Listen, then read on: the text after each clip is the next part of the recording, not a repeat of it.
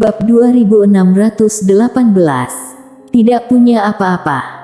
Mendengar kata-kata Raja Ganas, wajah Juan dipenuhi garis-garis hitam. Toilet apa? Orang ini mencoba melarikan diri. Juan buru-buru mencengkeram Raja Ganas. Saudaraku, kamu tidak bisa pergi. Jika kamu pergi sekarang, makam dewa tidak akan melepaskanmu. Bagaimanapun kamu akan mati. Apa perbedaan antara kematian sekarang dan kematian nanti? Mendengar itu, Raja Ganas terdiam. Lebih baik mati nanti, bukan? Saat ini, seorang pria paruh baya dan dua pria berjubah hitam muncul di lapangan. Ketika mereka melihat ketiga pria paruh baya itu, ekspresi Raja Ganas dan Juan muram. Ketiganya adalah pengontrol usia. Meski bukan dewa usia, pengontrol usia juga menakutkan. Sekarang di pihak mereka, tidak hanya tingkatan alam yang ditindas, tetapi juga kalah jumlah orang. Bagaimana melawan? Juan hampir putus asa. Wajah Raja Ganas juga sangat serius. Ketahuilah bahwa di kedalaman langit berbintang yang jauh, ada satu dewa usia lainnya. Leluhur Klansi hanyalah sinar jiwa. Dia tidak bisa menahannya terlalu lama. Tanpa dewa usia ini, para pengendali usia di lapangan ini sudah cukup untuk menghancurkan mereka. Kekuatannya benar-benar tidak seimbang. Kali ini, Ketua Bencana memandang Juan dan Raja Ganas dengan ekspresi ganas. Oh, bukankah kalian ingin menggeroyok? Ayo, terus bertarung.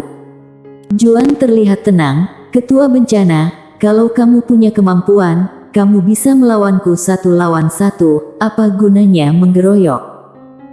Ketua Bencana menatap Juan, mengapa kamu begitu tidak tahu malu? Juan. Ketua Bencana tiba-tiba menghilang di tempat. Jelek. Guntur melintas di lapangan. Di kejauhan, Juan menyipitkan matanya sedikit, dan dengan sedikit memutar tangan kanannya. Kekuatan yang menakutkan dengan cepat berkumpul dari tubuhnya di tangan kanannya. Sesaat kemudian, dia bergegas maju dan memukul Ketua Bencana. Bang! Sepotong cahaya guntur meledak tiba-tiba, dan sesosok mundur dengan liar di langit berbintang. Itu Juan. Setelah Juan berhenti, bercak darah perlahan keluar dari sudut mulutnya, tetapi Ketua Bencana itu bergegas ke arahnya lagi. Ekspresi keganasan melintas di mata Juan, dan dia tiba-tiba menjadi tidak nyata. Bang! Dengan bantuan batu Dewa Taiko, aura jiwa spiritualnya tiba-tiba membumbung tinggi, dan sesaat kemudian dia langsung berubah menjadi Bayaknan dan bergegas menuju Ketua Bencana itu. Bertarung sengit, bang! Antara langit dan bumi, suara keras tiba-tiba bergema, dan kedua sosok itu mundur bersamaan. Ketika Juan berhenti, tubuh fisiknya benar-benar musnah, hanya menyisakan jiwanya, dan jiwanya juga sangat ilusi, konsumsi barusan sangat besar, dan dia tidak tahan lagi. Di kejauhan, Raja Ganas terdiam. Dia tidak bisa membantu, karena ada 3 aura menakutkan yang menguncinya. Selama dia bergerak, pihak lain juga akan bergerak. Di kejauhan, Ketua Bencana melirik ke dadanya. Di dadanya ada bekas telapak tangan yang ditinggalkan oleh Juan barusan. Bekas telapak tangan ini telah mengoyak organ dalamnya. Setelah Ketua Bencana terdiam sejenak, dia melihat ke arah Juan. Dia mengakui bahwa dia masih sedikit kaget. Ketahuilah, tingkat alamnya 1 tingkat lebih tinggi dari Juan, dan dia pernah menjadi jenius di antara para jenius. Jika tidak, dia tidak akan bisa menjadi Ketua Bencana, tetapi dia tidak pernah berpikir bahwa Juan akan mampu melawannya selama ini. Namun, saatnya untuk mengakhirinya. Ketua Bencana merentangkan tangan kanannya, listrik guntur tiba-tiba muncul di tangannya. Di kejauhan, Juan menarik napas dalam-dalam, tatapan tak berdaya muncul di matanya. Benar-benar tak berdaya. Dia sudah melakukan yang terbaik. Namun, seringkali, tidak dijamin menang jika kamu bekerja keras. Masih ada celah. Jika memberinya sedikit waktu lagi, dia yakin bisa mengungguli ketua bencana ini, tapi dia tidak punya banyak waktu. Saatnya untuk mengakhiri. Juan melihat ke arah ketua bencana, meski enggan, tapi ini benar-benar sudah waktunya berakhir. Juan tiba-tiba menoleh untuk melihat ke klan Si, dan berkata dengan lembut, "Saudara Ye, jika kamu tidak mati, tolong bantu aku menjaga klanku." Saat suara itu terdengar, jiwanya bergetar hebat, dan kemudian langsung terbakar. Bakar jiwa. Ini adalah pilihan terakhirnya. Bang! Saat Juan mulai membakar jiwanya, gas misterius perlahan meluap dari tubuhnya. Melihat pemandangan ini, pupil Raja Ganas di kejauhan tiba-tiba menyusut. Keberuntungan kebenaran agung. Juan tiba-tiba melonjak ke langit, dia melihat ke arah klan Si di kejauhan, dan tertawa, "Saudara Ye, aku akan membantumu untuk terakhir kali."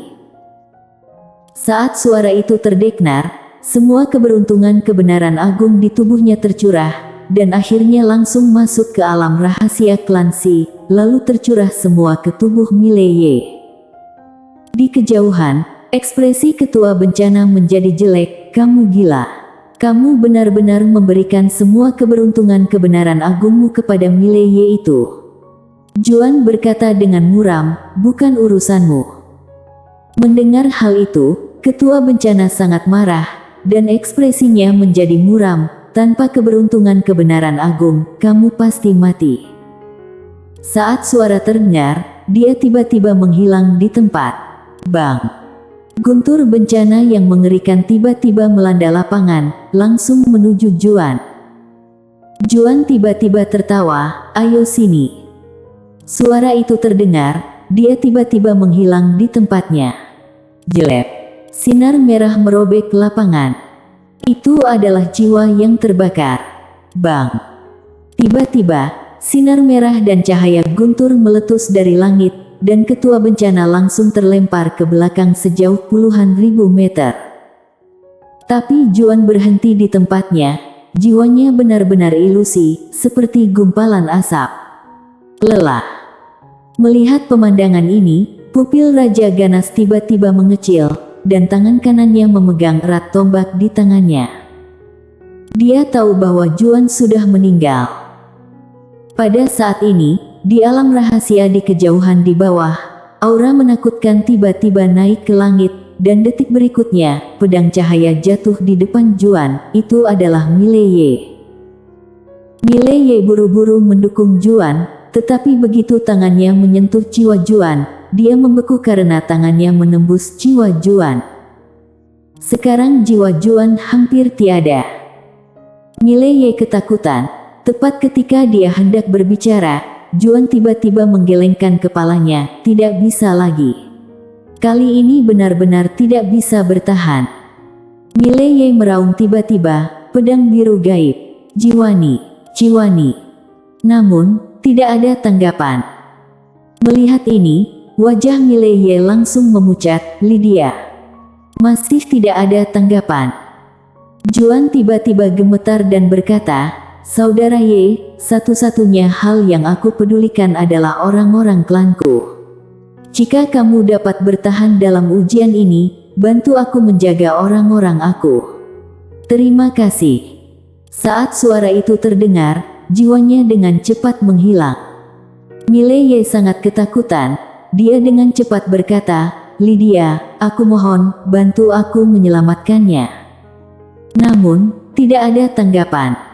Apalagi yang ingin dikatakan Mileye, Juan yang hendak menghilang menggelengkan kepalanya, "Saudara Ye, jika ada kehidupan setelah kematian, kita..." Sebelum dia selesai berbicara, jiwanya tiba-tiba menghilang sepenuhnya. Melihat kehampaan di depannya, Mileye seolah disambar oleh guntur, kepalanya kosong. Tidak ada lagi. Juan benar-benar pergi. Pada saat ini, Mileye tiba-tiba mulai panik di dalam hatinya. Lydia tidak menanggapinya untuk pertama kalinya. Dan ketika Lydia tidak menanggapinya, dia mengalami keputusasaan untuk pertama kalinya.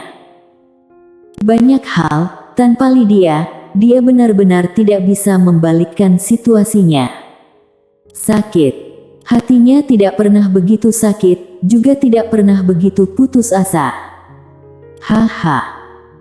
Mileye tiba-tiba tertawa terbahak-bahak. Pada suatu ketika, dia pernah berkata dengan sombong bahwa Lydia tidak perlu menekan pena kebenaran agung, dan dia akan berjalan di jalan masa depan ini sendirian. Tapi apa yang terjadi? Akibatnya, Mileye bukan apa-apa tanpa Lydia yang menekan pena kebenaran agung. Tawa Mileye semakin keras dan menggila. Lambat laun garis darah melonjak di tubuhnya, dan jiwa pembunuhan yang mengerikan melanda. Di kejauhan, ketua bencana memandang ke arah Mileye, sedikit mengernyit. Apakah menurutmu menjadi gila itu berguna? Kamu. Mileye tiba-tiba menatap ketua bencana, pupilnya seperti lautan darah. Dia berkata dengan panik, keberuntungan kebenaran agung. Haha, keberuntungan kebenaran agung sialan ini. Bang. Tiba-tiba, keberuntungan kebenaran agung dalam tubuhnya menyembur keluar dari tubuhnya, dan pada detik berikutnya, semua keberuntungan kebenaran agung yang tak terhitung jumlahnya bergegas menuju Nando, Tievo dan Raja Ganas di kejauhan. Dan pada saat ini, semua orang terkejut. Karena mereka menemukan bahwa keberuntungan kebenaran agung Mileye terlalu banyak, 10 kali lebih banyak dari milik Juan. Dan saat ini, Mileye justru mengambil inisiatif untuk mempersembahkan keberuntungan kebenaran agungnya kepada Tievo, Raja Ganas dan Nando. Dia tidak menginginkan kebenaran-kebenaran agung lagi. Di kejauhan, ketua bencana menatap Mileye, bagaimana mungkin? Saat ini, dia juga terkejut karena dia menemukan bahwa Mileye memiliki lebih banyak keberuntungan kebenaran agung daripada orang dari makam dewa. Apa artinya ini? Artinya, Mileye yang punya keberuntungan kebenaran agung yang banyak sekali, diberkati oleh pena kebenaran agung. Mengapa pena kebenaran agung sangat memberkati Mileye ini? Tentu bukan itu intinya. Intinya Mileye yang berinisiatif membubarkan keberuntungan kebenaran agung. Ketua bencana menatap Mileye, kamu mencari kematianmu sendiri. Mileye mengangguk, kamu benar. Suara itu terdengar, dia tiba-tiba menghilang di tempatnya. Jelek. Seberkas cahaya pedang darah menebas langsung ke arah ketua bencana di kejauhan. Benar-benar iblis gila. Saat ini, Mileye tidak lagi memiliki akal sehat sedikit pun, dan tanpa pedang biru gaib. Dulu, dengan pedang biru gaib, dia masih bisa menjaga kejernihan pikiran terakhirnya, tetapi sekarang tanpa pedang biru gaib, dia tidak lagi memiliki akal sehat. Melihat cahaya pedang berdarah itu menebas, pupil ketua bencana tiba-tiba mengecil. Ternyata kekuatan pedang ini beberapa kali lipat lebih kuat dari sebelumnya. Apa-apaan?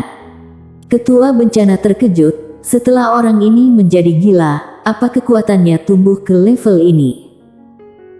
Tanpa berani berpikir banyak, ketua bencana meninju dengan tangan kanannya, dan dalam sekejap, cahaya guntur yang tak terhitung jumlahnya menyembur keluar dari tinjunya.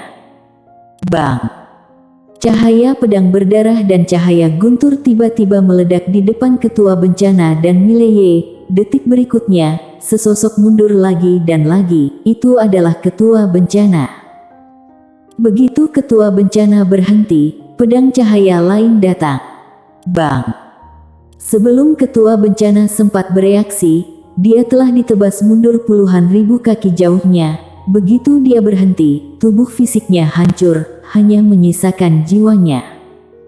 Ketua bencana benar-benar bingung. Apa yang terjadi? Mileye tiba-tiba menghilang di tempat, dan menebas jiwa ketua bencana dengan pedang. Di kejauhan, pupil ketua bencana tiba-tiba menciut, dan pada saat itu, kekuatan dahsyat tiba-tiba menghantam pedang Mileye. Bang! Mileye langsung dipukul mundur oleh kekuatan ini. Saat itu, si bijaksu itu muncul di hadapan ketua bencana. Si bijaksu memandang Mileye di kejauhan, ambil inisiatif untuk membubarkan keberuntungan kebenaran agungmu sendiri. Tanpa perlindungan pena kebenaran agung, kamu pasti akan mati. Saat suara itu jatuh, dia perlahan mengepalkan tangan kanannya, dan kekuatan mengerikan mengembun dari tangan kanannya.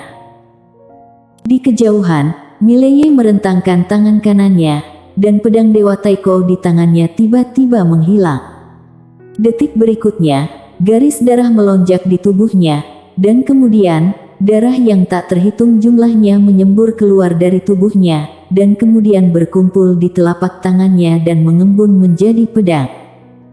Gunakan darah sebagai pedang. Bang! Detik berikutnya, pedang di tangan Mileye terbakar. Bakar garis darah. Sekarang dia tidak memiliki apa-apa selain upaya mati-matian. Bersambung.